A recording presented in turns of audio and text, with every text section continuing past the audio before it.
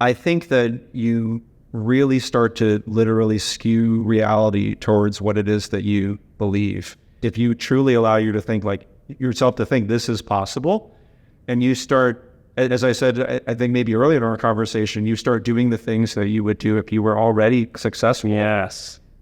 People will feel that even on that subconscious level. And you don't need to wait until it happens before you feel more confident. You can already take care of that part of the loop if you can be aware enough of yourself.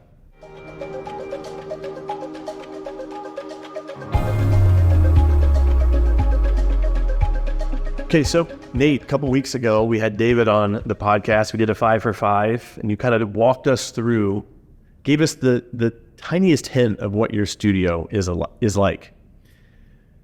But I wanted to spend an episode really digging into the depths of what you do because, as I mentioned in that episode, I've never really seen a studio like yours. And I, truly believe you're in the process of becoming a 7-figure studio with one of the most unique models I've ever seen. And I just wanted to spend an episode digging into those models because with it being so unique, I think there's a lot that people can learn from you in terms of sales, in terms of thinking outside of the box in education, in terms of the intensity that you require from students. I think this can just raise the bar in people's mind. And so, thanks for coming back on the podcast again. And thanks so much for having me. Yeah, for sure. And I think I just want to jump straight into it, to be honest. Let's dig in. Yeah. Really psyched. So in the last episode, you spent a little bit of time describing the studio. And so you see the serious adult amateur. You have some unique models that we're going to dig into. And piano teachers. Yes, and piano teachers, for sure. I even know at least one of the piano teachers who's joined one of your programs. David, I just think starting right out, maybe give us a little bit more of a deep dive as to what your studio does, and maybe like a 1 to 2 minute history, even maybe, starting right after you got your degree, So let's just start there. Well, I started teaching when I was 13, actually, so it's been over 20 years. And I got my bachelor's in music education from NYU, master's in piano performance from Manhattan School of Music. And I chose not to go on and do a doctorate. Instead, I practiced basically 6 to 8 hours, 8 to 10 hours a day for years after I got my master's on my own. So I was very self-motivated. And the short version is I developed all these unique learning methodologies because I was very interested in how to progress with the maximum efficiency and quality possible in my own practice. And then everything I tried on myself, I tried on my students. Everything on the students, I tried on myself. And it iterated many times. And I did things like memorize 150 pieces in a year, like learn to memorize the complete Chopin etudes and various other projects.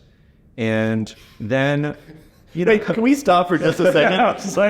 Sign me up. Hold on. I think it'd be really, so I love that. I think it'd be helpful. Yeah. Just even to dig into the methodologies just a tiny bit. Sure.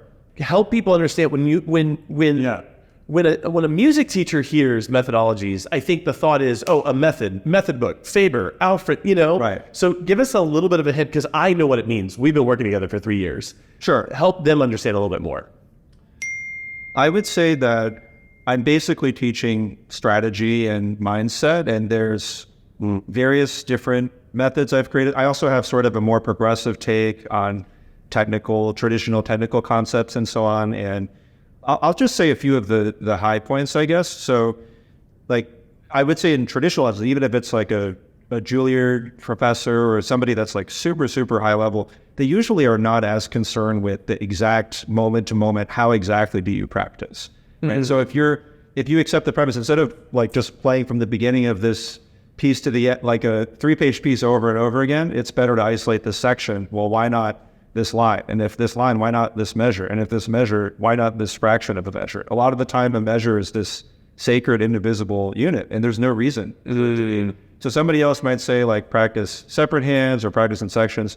I'll say like, let's add eighths of a measure in reverse, separate than both hands for each step. So one thing is the specificity, where it's like, one measure of an advanced piece, that could be harder than like 20 measures in an easy piece.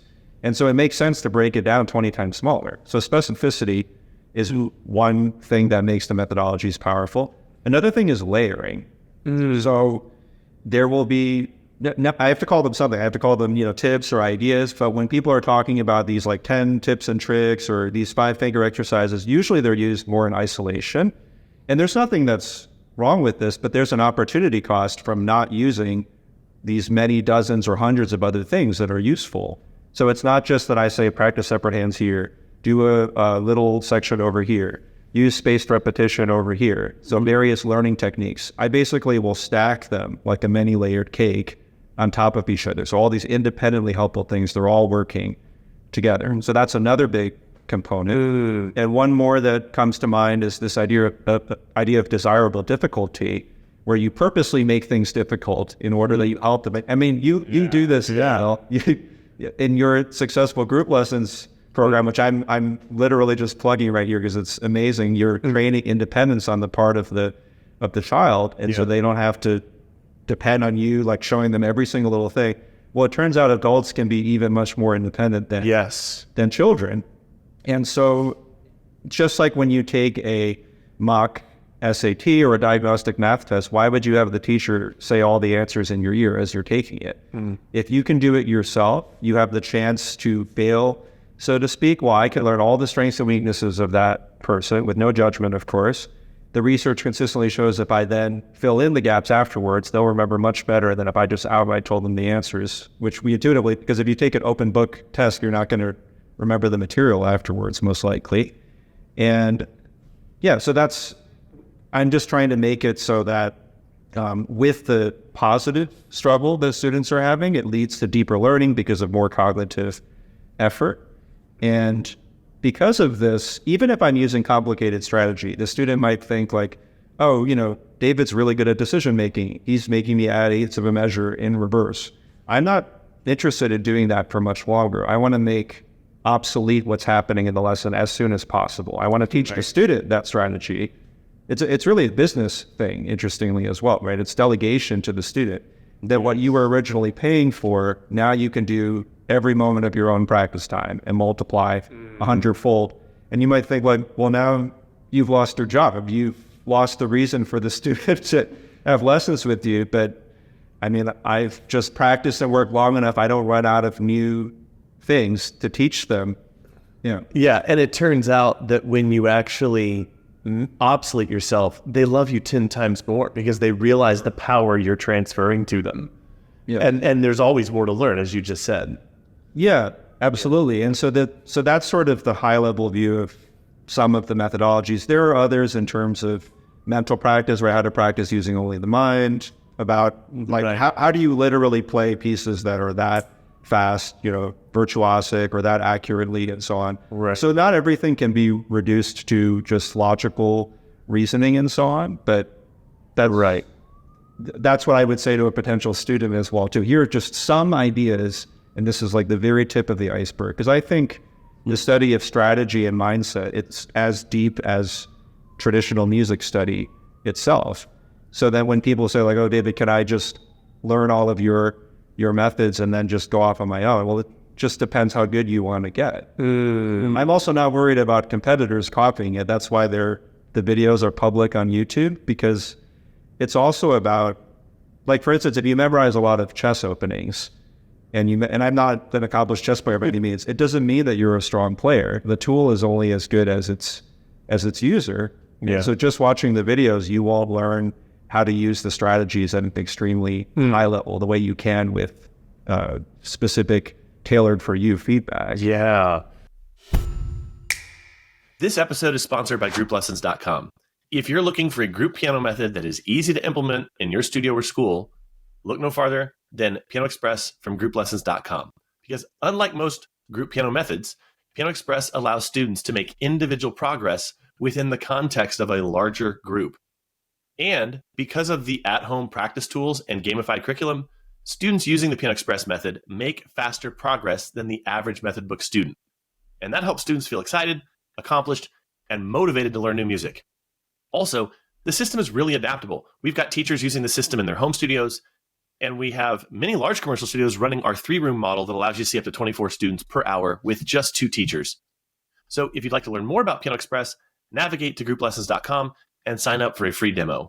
You'll get to look at the method, our app and teacher guides, and we'll even give you a sneak peek of our implementation plan that has helped hundreds of studios start their group program in just a few weeks. So, and Nate, I want to bounce to you in just a second, but you started teaching privately what year? When I was 13. Well, when you were 13, but after getting YU and after Manhattan School, what year did you start teaching privately? Sure. Do you mean when I was off on my own, I guess? Yes. Yeah. So I was just in a contractor at various piano schools and so on for a while. It was only 2018 that I started David Chang Music. David Chang Music. Okay. And that was because I got married and my wife was like, hey, why don't you try to find some private students and then you can leave those other schools and so on. And I just said, like, I don't know anything about business and I have no idea how to find students at that time. Well, that's interesting because with these methodologies, you're developing them during all this time throughout the 2010s. You go out on your own in 2018. We met in 2021. Literally, you found I think you found me because of my Facebook ads funnel at the time. We had a conversation, and that is really where the journey began as far as what I know about you and why I even wanted you to come on the podcast. Because after I met you, just the choices you made and the things that you did that are so unusual, it was just kind of this meteoric rise. And I just think there's so much that people can learn from that. And I think that kind of sets the table for what I want to talk about next. But Nate, you're taking like a ton of notes over there. Yeah, I got that. I'm gonna grab like a nugget here, but then I think we go straight into Yeah, but I love, because I know he just said a ton of awesome stuff, and I know you probably have questions or want to highlight something, so hit it. I just want to highlight this. We ended the last episode, and you were talking, when the 5 for 5 episode, you can we'll post it a couple of weeks back. Yeah. Right? And I was struck at the end because you were saying, you need to practice in business, you need to practice in teaching, and you need to practice on your acts. What is your instrument? You need to be practicing that too. And it just felt super authentic to me. And listening to you talk about developing your own methodologies based on your own research, again, just feels so you. Like, I want our listeners to come away from this not frantically taking notes to try to emulate you. Right. I want our listeners to just rewind actually the app and re-listen to that and be like, why is David so comfortable sharing this? Why are the YouTube videos public? Because I gotta tell you, dude, like, that's inspiring. It's inspiring in 2 ways to me. Number one, it's inspiring because you're saying you need to think different. You need to actually be very conscious of how you perceive the world, and you need to go all in on it. And you perceive the world in a way where you were shedding your ass off. You're playing 10 hours a day. You're postgraduate. You're still in there, but the playing 8 to 10 hours in the practice room, which I very clearly remember that chapter of my playing life. It's not about, it's actually about becoming obsessed about the practice. And that's the thing that's so beautiful about your story right now is not only did you become obsessed about the practice, but it seems like I imagine you were always taking notes on it. Like, you know what I mean? You were just like, what's working, for you? And you're like, and you didn't even probably imagine the business of it. Oh, not at all. Right? I was just after trying to learn how to practice better. My methods are basically, conservatory gave me a lot of things, and my methods are all of the missing pieces that I didn't have.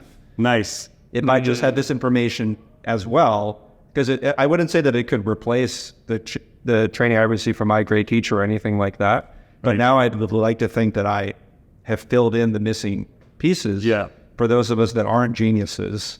Right. And combined together, it can be very powerful.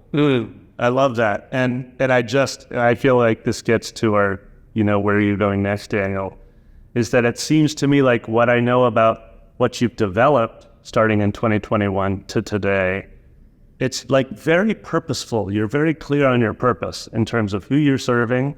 It's a tiny little sliver of the opportunity, you know, in Brooklyn or New York or beyond.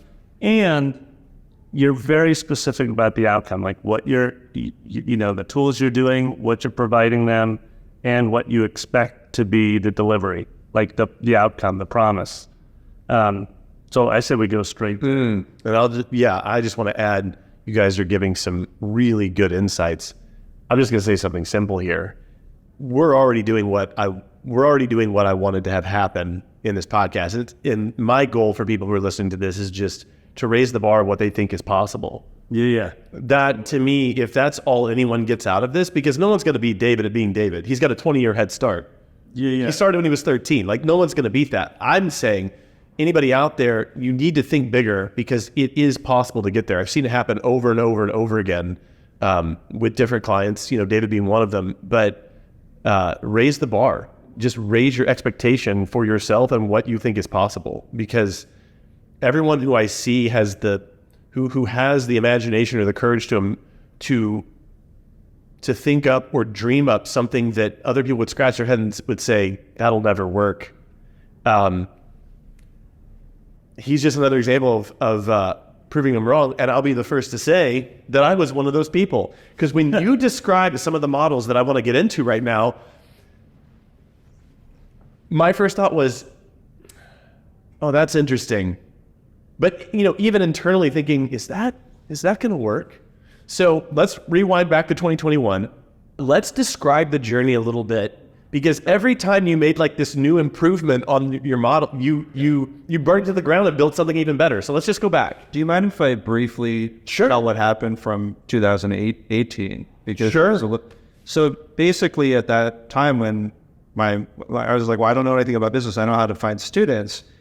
I did have a breakthrough on my own where I somehow figured out, at that time I actually started on Thumbtack, which was kind of this surprising thing. No one would believe that. Yeah. No one would believe it. I mean, I'm not going to go into the story in detail, but this is really all that I did. It was a free-for-all at the time. Anybody could reach out to any leads that reached out. On Thumbtack? I was just the speediest, the most professional, like detailed in my responses. And all I did was ask people to leave reviews. And I realized at the time, both the quantity and the quality of reviews is extremely important. So it wasn't only that people wrote a lot of reviews, but they were just extremely long and detailed. Did you ask them to write them that long? In the beginning, I think I was just lucky. Okay. But then later, I actually would send templates so that it was less effort for the person to write. And not templates like write exactly this, but here are some ideas. Use them if you like. Suggestions. Yes. And I'll say at this point, I think we have like over 130 like 5-star Thumbtack reviews. And there are people around on Thumbtack and Google that still have pretty much the same amount as like over 5 years ago. And at the time, I was like, how can I ever catch up with these people?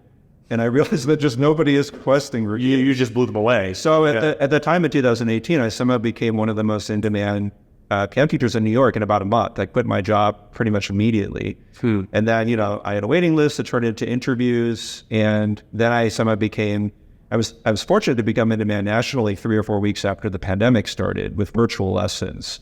And so I just kind of kept at it. I think I was over-enthusiastic even with interviews.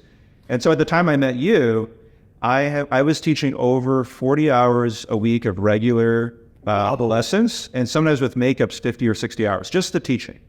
Just the teaching. That's a lot of teaching. Hey, you know what? We did all kinds of stuff in our 20s that looking back, it's like, how did I do that? How did I have that much energy? Yeah. I'm starting to forget. But anyway, go ahead. Sure. Well, I mean, basically I think I was honestly just Googling, and I was thinking like, I mean, my income was the highest that it had ever been, and you know, the quality was really high, but I think I was just underestimating the time and energy costs. You're kind of burning out. I was definitely burning out, and so I actually at the time I thought like, oh, let me reach out to maybe somebody else who's in a similar situation, because I didn't have any other colleagues that were at that level of success at that time, and I just thought like, well, maybe I'll reach out to like somebody, we can just talk about this, and maybe that would help me. And I honestly didn't realize like how amazing that you were at the time, Daniel. Like just On level of this is a shameless plug for Daniel. Just the level of that your business and businesses are at and everything. And, after we talked, Daniel mysteriously kind of sent me to some different resources and things. And very shortly afterwards, I just started investing extremely heavily in myself, and not just with Daniel. Yeah. In one or two other places as well too.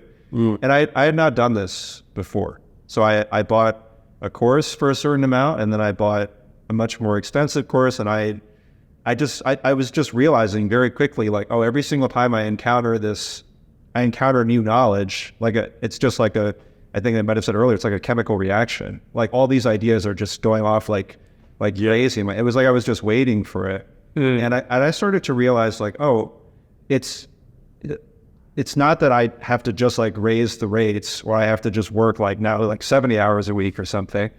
And one of Daniel's courses, Successful Group Lessons, and this is like pretty much just a direct what for Successful Group Lessons. I actually thought like this, that's the one course that doesn't have anything to do with me. Because that doesn't have anything to do with me, because I have a student that's playing like La Campanella. I have a student that's playing, a Chopin etude. Yeah. And everybody knows that group lessons are for children, or they're for beginners, or they're for people that are in method books. And there's nothing wrong with any. Or for non-serious people, probably. Yeah. Yeah. And I feel like there's a stigma from like the serious classical world that I was in, because I had to go to international piano festivals and so on. And this is like, sometimes it could be a bit snobby and elitist, to be honest. And so I kind of even thought like, well, I'm going to be looked down upon because people will think I'm not serious, like, so to speak, like, because it's, we're not talking necessarily about virtuosic pieces within the context of private lessons. I thought maybe this is improper, maybe it won't work. I don't know, maybe it's because of all the mindset and business and other things I've done in investing in myself, but I just suddenly had this thought like, well, why is it that it can't work? Yeah. Why do you think that it's impossible? And I would say here because Daniel said earlier, like, oh, well, nobody should try to be me, like that's, I don't think it's helpful to just directly copy another person. I genuinely think that a lot of the thoughts that went through my mind, I think these frameworks anybody could use. And so then this is one of them. You have an idea and you allow yourself, don't think about society, don't think about your parents, don't think about your close friends and what they'll think, and the circles you're in and what the Facebook people will say and all that. Yeah. Just allow yourself to fully think the idea. So in this case, I thought, well, what if I did group lessons that are for really high level students it could be total beginner, they could be advanced students. And then what are all the reasons that it won't work? List them all out. Right. First of all, when you look at the list of things, you'll find that some of them are irrelevant to begin with. And then some of them, and then you can just take this one as, well, how can I eliminate this? How can I change this? How can I make this so that it's not as much of a cost? And that's what I ended up doing. So like, obviously one thing was like, well, students can't get their results, right? If I put them in a group, then the person that's doing La Campanella, they can no longer get results at as high a level. So that was one thought. And then another is maybe like, oh, well, nobody will pay this much for group lessons because my private lessons were at premium rates already, within New York City and so on. Right. And so there were thoughts like these, and I realized that they could be solved, so to speak. So one thing I realized very quickly is that Daniel's group lessons model, which was honestly originally meant for children, it's like the perfect marriage with my learning methodologies. So the reason why you can't put a student that's learning a virtuosic piece into group, when Daniel's ideas and mine combined, I realized, because my methods, they were about like practicing extremely specific little sections using strategy. And so I was like shocked at how, kids were wearing headphones, and then, essentially Daniel was just standing there sometimes because they were so self-sufficient and their progress was so good. And it really struck me that as you train them to be independent, they get better progress. And they don't even need to practice at home. But if they did, then they would practice even better. And I thought that's exactly what I'm trying to do. And so so this is how so you don't know what it is that you're missing. If you invest in yourself, you may suddenly have that missing piece that you were looking. I didn't know I was looking for anything. I think I just wrote down, surround yourself with the same people and experiences and you'll get the same results. And I'm struck by I think we all have this version of what you hinted at. Well, you're like, it can be a little snobby in the, whatever our environment is. It can be a little bit this. And most of us actually don't have the courage to go outside it. Right? Because that's what's comfortable and that's what's known. And frankly, that's what got you this far. Right, David? Sure. You were playing at an extremely high level, courtesy of the people and experiences that you'd had and your own hard work. And I just, to your point is that last comment you made, it's great. You don't actually know what you're missing until you discover it. Yes. That you're missing it. And I would just add I feel like in my own life experience, it's very hard for me to even be open to discovering what I'm missing in my existing environment. I oftentimes have to change. Oh, absolutely. Right? I have to change the environment. I have to change the people that are recommending the books for me to read, et cetera, right? Did you have any, you found Daniel. Daniel was like the portal to everything else. He was like the nexus of all things. And I actually asked him later, how did you know to send me in these directions? And he basically just said it was intuition. So right. I don't really.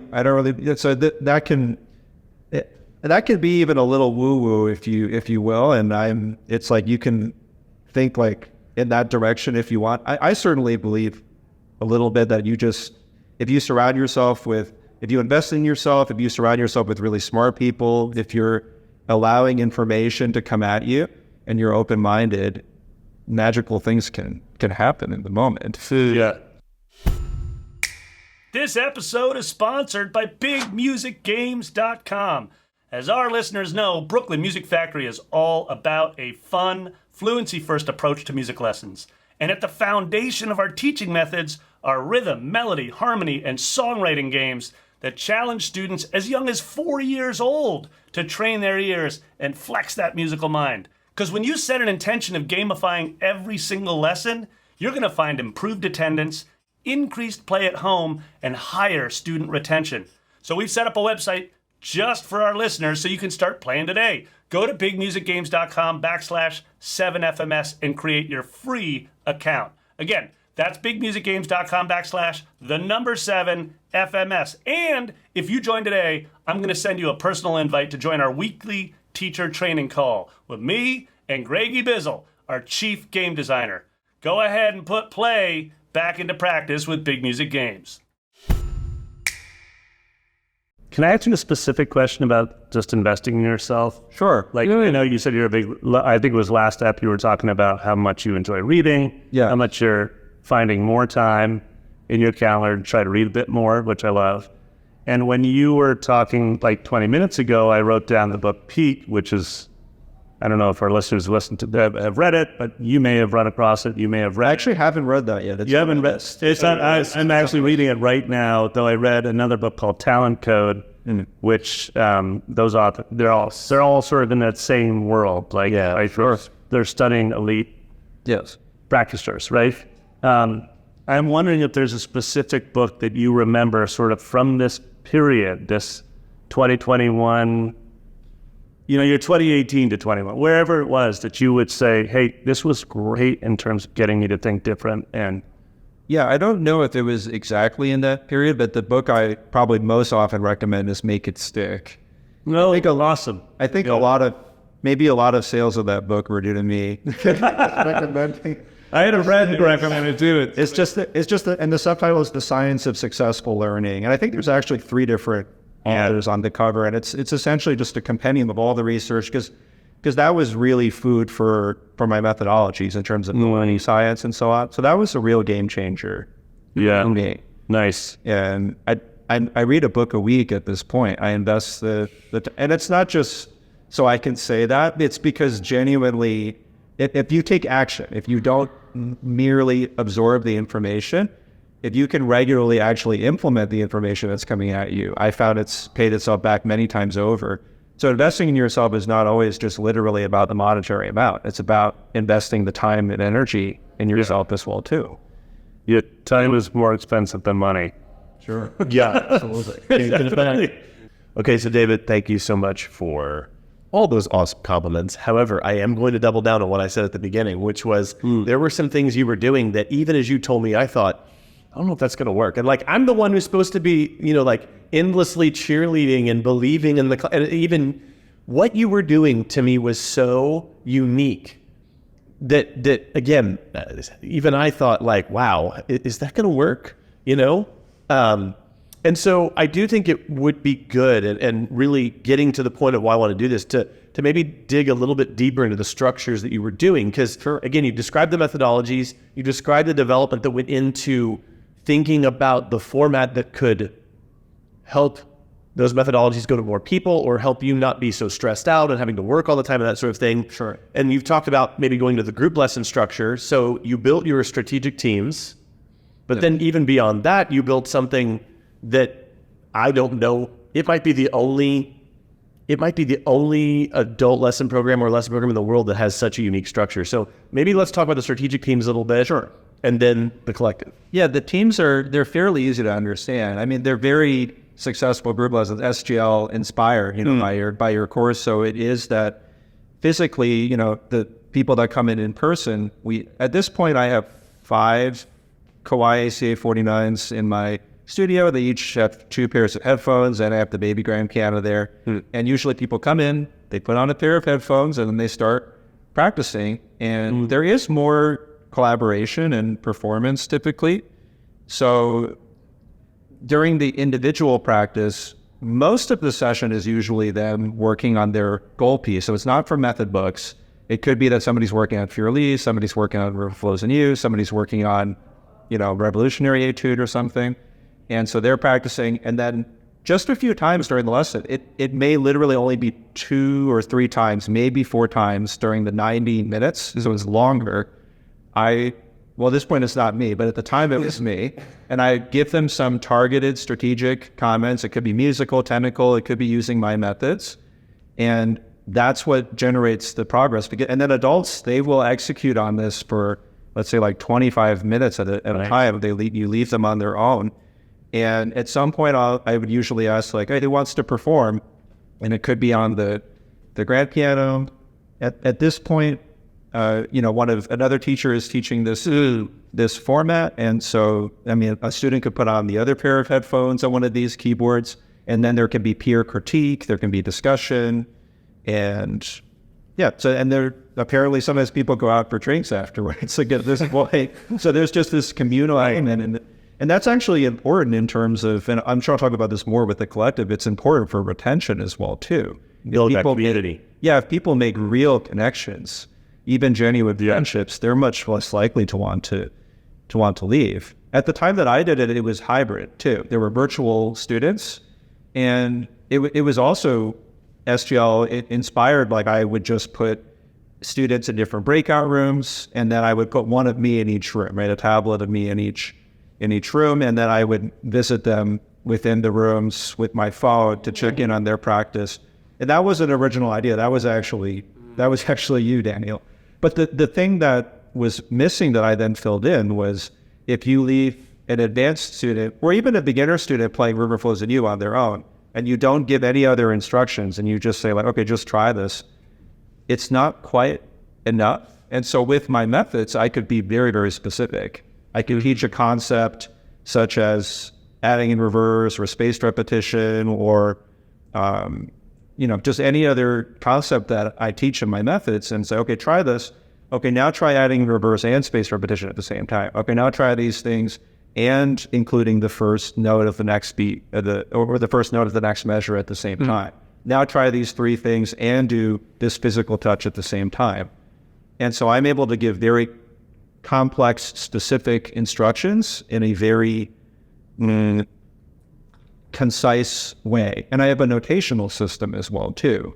So for instance, like after students have worked on their own, maybe they practiced half measure segments, and then their page will have these little like half measure markers to let them keep track of all the work.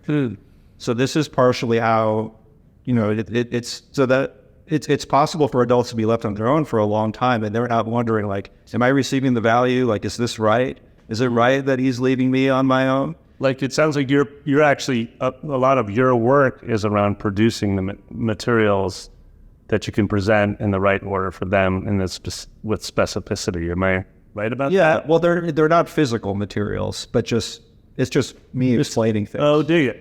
Yeah. They're just looking at the score, whatever. They're just looking at the music. Yeah, it's pretty much invariably just unsimplified pieces. It's whether it's Claire de Lune or Flows in You or whatever it may be. The material I was talking about was them literally marking and got it. Right, nice. to the music. So that's this format. So they have the independent component, they have the collaborative performance component. Yeah. So does that? Yeah, sense? That's strategic team. That's just getting clear, and then we're also going to talk about the collectiveness. Yep. Right. Because I'm going to set this up. So David's working on this all throughout 2021, or the end of 2021, 2022, building this program up, hiring people, increasing revenue for the school, for the studio. And then you come to me and you're like, I have another idea.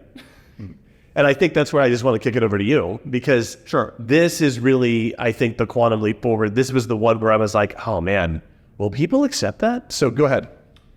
Yeah, I mean, to build the teams, I think from the time I met you, I think I actually met you a little bit early. It was maybe like September or something. Okay.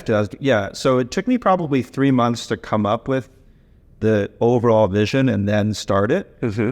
I came up with the vision for Pianist Collective in mid-2022. Yeah, mid-2022 was around July or August. Yeah. It took me about a year to create it. So it was much harder to conceive of and set up than any kind of group lessons format. Right. And that was, I won't go into details here, but basically it was also because I invested even more heavily into myself. I encountered other models that I then fused with basically your thinking and mine. So it's like, I think if you continue absorbing information and you sometimes, the late Charlie Munger talked about this lattice work of mental models. Yes. So we have these different ideas and frameworks, and then I just had this other framework encounter my system. And in this case, it was really a business mastermind. And a mastermind in the traditional sense, I think, is more about like all the members are essentially equal, they're all co-teaching and co-sharing.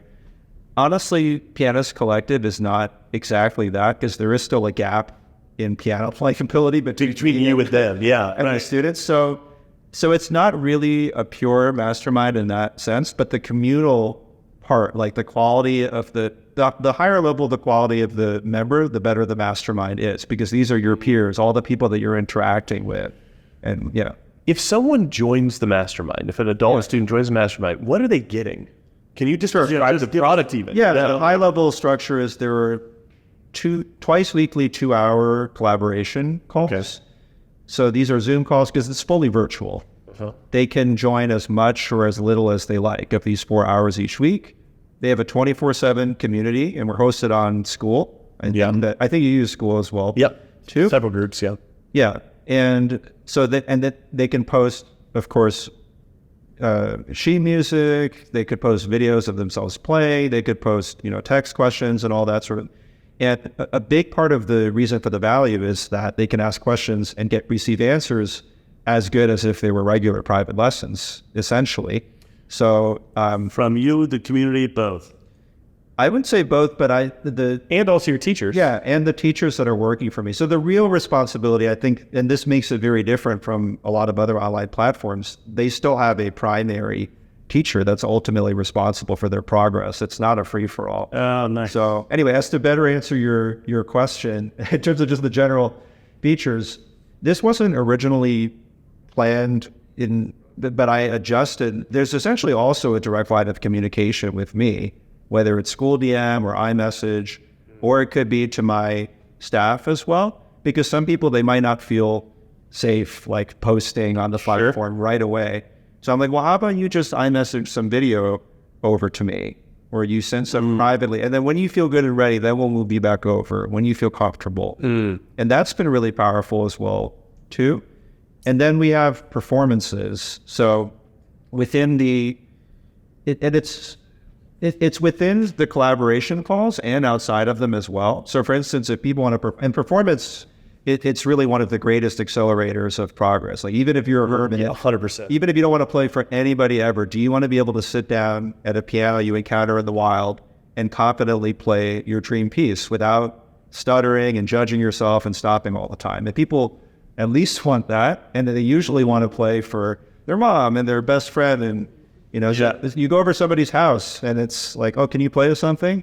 And do you encounter a street piano? Do you want to be able to play something? And so we just have more of that. So you join, and then if you join any collaboration call, the breakout rooms are perfect for this. So you put people in pairs there. Yeah, and people they really want to hear each other's pieces. They're very interested. That's cool. And I can remove myself from the equation. When I'm not the star, it's so much. Yeah. I can get out of the way. Now, I do want to point this out, because in all of this awesomeness, people might have been expecting to hear something that they didn't. I just want to point this out. So, David, tell me, how many private lessons do each of these people get? They don't have any private lessons baked into the package. And that was the part for me Right. that was like, interesting. Will people pay these kinds of prices Sure. when there is not only no structured group like with the strategic teams, but literally it's just, hey, come to 2 virtual calls a month and then post during the week at your leisure? And it turns out, yes, people will pay for that. Just a few more details. Oh, sure. If you don't mind. Can you describe just briefly, like even in bullets, like what is the collaborative call like? What is the format? Yeah, absolutely. So just to finish up this quick thought that I had earlier in terms of performances, right? People can perform in the breakout rooms for each other, and they can also perform on the main call for us. And Nice. yeah, so it can be for me, it can be for other people as well too. And the format is very malleable and free. So really, just like the strategic teams, there were times within the teams when I would basically ask, does anybody have any questions? And then nobody would have any questions. So that let me see that, like, actually it's just them practicing here that's valuable for them. It's the sense of community that's valuable. And so the typical structure of the call, if you can even call it that, is people show up to the call, they can just practice for the whole 2 hours if they like. There's other people on the screen that are practicing along with them. So it's like, apparently there's more of this like body doubling thing. I didn't know that people did it for like cleaning and other things. Yes. So it turns out people don't really like to sit in the meeting. If you don't do anything, everybody just starts practicing. You don't have to do much. You see 5 other people on the screen practicing, they just start practicing. And if they want to ask questions, any question that they would have asked in a private lesson, they can ask here. I can listen to them. They can like ask me to check in on areas and so on. And of course, like I said, they can perform in the breakout rooms, or they can perform on the main call. And we can wave people down. Like we can say like, hey, everybody, listen here. If I don't flag them down, people will continue practicing, and so they won't be paying super close attention to what it is that we're doing. Or they can just hang out and chat with us and just. Do you or your teachers have a set schedule? Like, we're going to wave down on the 15s, or no? You literally, truly just treat it as like a malleable 2 hours. Oh, you mean like during the call, like at this time?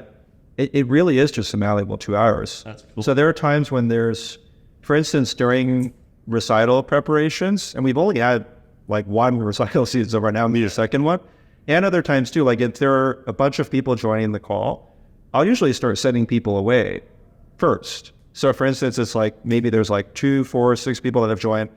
I'll send them off to perform for each other in pairs in the breakout rooms, and then I can help like the new guy on the block, the one that's just joined, and they're getting essentially a private coaching there. I take care of them. I'm like, I want to take special care of you to make you feel comfortable, and let me know if there's anything that I can do. And then as people rejoin, then of course I can listen to them on the main call. I could ask they could ask me additional questions and so on. There have been other times when nobody goes to the breakout rooms. we're just hanging out there the whole time. Yeah. Sometimes we're just talking about what people are doing during the weekend. So since it sounds like we're in season 2. You said you've had one recital so far. We're in the second. Yeah, this started last July, so it's very. I mean, we had a winter online recital because there's 2 online recitals and 1 in-person recital a year as well. And so then now it's like we're approaching June. So would you mind just details for our listeners because they will appreciate this. In your first, how long did it take you to get, say, the first 5 or 10 members of your community to join? And what I was actually where you are now. Sure. So the collective, to be totally honest, it's not like it was growing very rapidly from the start. But I already had, I think. Did you start with about 20? I started with actually more than that because a lot of people transferred over from the strategic teams. No, interesting. So part of the reason that I had the courage to start the format was because I had already pre-sold them into it pretty much. I mean, they didn't literally pay, but I explained the reasoning. I basically said, like, you know how you're practicing 90 minutes? Well, now you can have 4 hours. You know how you That's a pretty easy. Yeah, you know how you get feedback from me in this one session? Well, now there's 2 sessions, and also you can like ask questions anytime because I had not asked them to reach out with questions outside of the lesson, so that became very valuable. You know how you're performing once a week, now you can perform much more often. So 2 really rapid fire questions. Sure. What percentage of these students are online that are in the collective? I mean, they're all online. They're all online. It's fully online. Yeah, so this is not. Well, I already knew that. I just wanted. I wanted them to know that. You know. Right. And then the second thing I wanted to say is, what was the price jump from the strategic teams to the collective? And you can just do it in terms of a percentage. You don't have to talk dollar amounts if that's uncomfortable. Yeah, basically every time I've made a big transition, including from private to strategic teams, I try to calculate the value to the student, and of course ideally what happens is we raise the price a little bit, but the value that they receive is even way more. And that's what I genuinely think has happened. And so within the strategic teams, there were 90-minute students and there were 2-hour students. So there were those that took for even longer. And so the price, it was very, very similar to the 90-minute team. So I'm basically like, for this very small amount more, you will receive much more, which is part of the reason why so many of them were happy to do it. The other thing I did was I basically, because there were those that were in 2-hour strategic teams, they were actually paying more than the collective would be. And so I actually thought, is there something else that they would want? And so it was private coaching. So I said, like, would you like to be in the collective and have, for instance, 12 private lessons with me a year, or 6 times a year, or 24 times a year? And there are people that are willing, and it's genuinely very valuable to them too. So you don't have to have it, but it's something that people really value as well. It's a nice value add. So yeah, you started around 20. Where are you now in terms of the collective? Sure. And this is, I wish I could say this was like a fairy tale story. I believe it's season 2. Yeah. It's like, no, I would say that we actually started with, I believe, between 25 and 30, I'd say, students. And I would say we actually went down a little bit. Right. By the end of last year, I would say that I believe right now we're maybe at around 34 or something like that, somewhere around that. But the good news is that I think that the tail end of the transition is over now. So every time you make a really big change, it is possible that there can still be turnover, and that was the case for us. And so I learned a ton because it is a new format. But what's really good is that from December to right now, there has been a small net increase each month, which tells us that we're going in the right direction. Yeah. So, And I would just, again, being respectful of privacy and things of that nature, again, we're talking price points here where, this isn't a 400-person school, but the margins on this are probably, greater than that in terms of, it's about, working smarter, not harder. And, for the level of service that you're providing for people, this is a premium product, Oh, absolutely. Yeah. Yeah. I think it's the consumer's right, it's the student's right to choose any program that they want, but it's just like you could with a car. But, I mean, what I'm trying to do is be the equivalent of if you want a Ferrari, then we're it. Yeah. Because if you want to be total, I want people to have an experience like it's like a 5-star hotel, or because I'm just like, I'll personally take care of you when you join. There's a direct line of communication with me. Now, in the future, at some point, it might be one of the awesome teachers that's working for me, but it's still somebody that is essentially your main teacher. Yeah. Because even if it's a platform with like really high level teachers, people post comments, and first of all, the comment replies, they might not be as strong, or they may not have strategies and so on, but it's more like a free-for-all, as opposed to just like if it were private lessons, I'm still ultimately responsible for your progress. You can reach out to me anytime if you should need help. See, that I feel like is a real value add. This idea that the teacher's available all the time, that's like a radical shift. Well, I do think that the danger is working 7 days a week. And so I basically batch things every 2 days from the most recent comments. But what I do like to do is if people reach out, I'll say hello to them, and I'll say like, as you know, this will be replied to by this time. And then I do what it is that I say. Yeah. Right. Yeah. And that's the key there. And I feel like I want to come back to your 60 hours a week back at 2018. And those were live hours. Those were live hours. Oh, my. And so let's talk about now, the here and now. I love this question. Yeah, what you're feeling like in terms of the number of hours you have to invest. Sure. If it's not 60, what are you investing in both? Yes.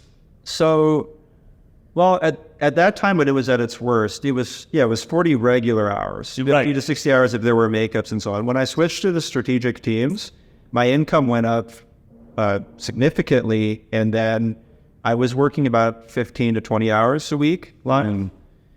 Now, within this format, if it's successful, I mean, really, like all you have to do is teach 4 hours each week, and that's it. Now, I do have a small number of private clients. So there's a small number that are purely private. There are some that are in the collective, and they're also doing a certain number of private coachings with me a year. And that's actually something where I think as we continue to move through the next few years, I have to do some hard thinking about. It's tempting. I don't want to turn into my former self again, but I would say right now, I mean, it's less than I was teaching within groups, so it might be 8 live hours a week, or 10, or somewhere around there. And then, of course, I could decrease if I wanted to the number of private lessons, and then everything else is asynchronous. And I can also delegate to one of the, like, well, this teacher has a doctorate in piano and teaches at the college level, and so they can rest assured they're going to receive a really good quality. You have 3 or 4 teachers working for you right now. I actually now have 5. 5. So okay. I've just hired one recently, and some of them only have a small number of students. This is not like a traditional school. Yeah. So, and not everybody's heavily involved in the collective. Some of them are most of them are just teaching regular private lessons. Well, I think as we go to the close here, I think that's worth pointing out is that David basically handed over a lot of the other programs to other teachers that were working for him. So while he was scaling the collective and kind of in this first year of building that up, those other programs were still running, which are effectively scaling the school, where, I mean, I know personally your revenue is multiples higher than it was 3 years ago. So strategic teams you've entrusted with other teachers that you brought on. And well, actually, I took another one of Daniel's courses called Scale Your Studio, and that course talked about, which was amazing. It talked about replacing yourself every 6 months or so, and I took that very literally. And so I thought, well, I'm doing the strategic teams now, and then what if somebody else did this? Yeah. And so then that is what one of my teachers is doing right now, and that's what freed me up to then do this. And because I think sometimes in our industry, people, as we all know, like people are they're like, could I raise rates maybe like $3? Do you think I'll lose all my students? When in reality, the better that your business does, the more profitable that you are, well, the more you can help people. You're freed up much more to help people. You can take all that extra profit and then invest that in yourself, invest that in the business, like have more time to practice so that you can develop more ideas to help your students. There's so many things that you can do. I love that last piece. I'm wondering, maybe for a close, I always appreciate these answers from our guests, but do you, given this, you're about a year into this new, to the collective, which really sounds like it's taken a lot of thinking, a lot of studying, a lot of effort. Oh, for sure, yeah. A year of just planning before you even launch the thing, right? If you were to share with our listeners just what is just a massive lesson you've learned from this that, Journey, right? Yeah, this journey, really, just that you think might inspire others to consider, A, replacing themselves, B, as Daniel was saying, really follow that dream, that desire, that new model that you're imagining.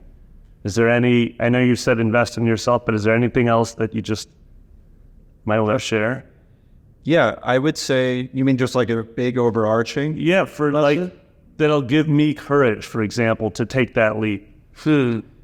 I think that you really start to literally skew reality towards what it is that you believe. And I have this video about creating and destroying opportunities. Often I think about creating and destroying realities where, we know that the placebo effect, for instance, is even the most skeptical, they're like, okay, that's probably like a real thing. We know that, for instance, the very old, their will to live, it has a significant impact on whether they literally continue living or not. We've heard of broken heart syndrome where, somebody passes away shortly after their longtime spouse and so on. And I think those are for instance, the placebo effect, that's just a one-time reaction a lot of the time, or it's just to this specific medication in this instance. But what about the thoughts that you think to yourself every day or all day long for years and years compounded on end? And I always love the example of, the socially awkward person at the party, which I've definitely been, where you think oh, well, probably nobody's going to like me and nobody's going to talk to me. And so I'm subconsciously holding myself in a different way. I don't really make eye contact. And then they don't really talk to me. And then I think because they think I don't like them. Because the way I'm holding myself, I'm not aware of it. You shape reality. Yeah, you're shaping it. Exactly. Yeah. And so then I think well, you see I was right. They didn't talk to me, they don't like me. And so then I become even more socially awkward. And then they like me even less. And then that cycle just repeats itself. Whereas if you truly allow yourself to think this is possible, and you start, as I said, I think maybe earlier in our conversation, you start doing the things that you would do if you were already successful. Yes. People will feel that even on that subconscious level. And you don't need to wait until it happens before you feel more confident. You can already take care of that part of the loop if you can be aware enough of yourself.